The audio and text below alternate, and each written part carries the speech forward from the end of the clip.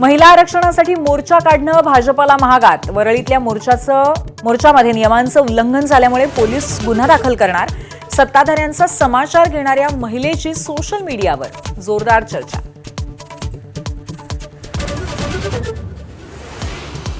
राज्यातल्या 14 पैकी 7 साखर कारखान्यांना कर्ज देण्यास राष्ट्रीय सहकार विकास महामंडळाचा नकार. संग्राम थोपटेंसह काही साखर सम्राटांना दणका. त्रुटी दुरुस्तीनंतर पुन्हा प्रस्ताव पाठवण्याची तयारी. मल्लिकार्जुन खरगेंनी पंतप्रधान मोदींचा दहशतवादी उल्लेख केल्यामुळे भाजपचा संताप. निवडणूक आयोगाकडे तक्रार. जितकी चिखलफेक कराल तितकं कमळ फुलणार, अमित शहांनी सुनावलं. राज्यातील सरकारी आणि निमसरकारी कर्मचाऱ्यांचा संप दुसऱ्या दिवशी कायम. सरकारसोबतची बैठक निष्फळ. उद्या पुन्हा चर्चा.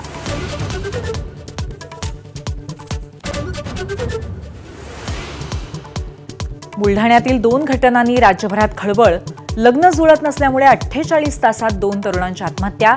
शेतकरी कुटुंबातल्या युवा पिढीची व्यथा पुन्हा एकदा ऐरणीवर.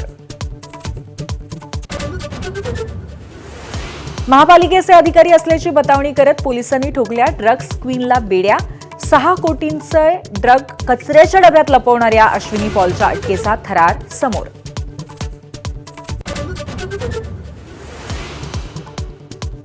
हॉर्मुझच्या सामुद्रधुनीत इराणने पुन्हा एकदा भारतीय जहाजाला केलं लक्ष्य.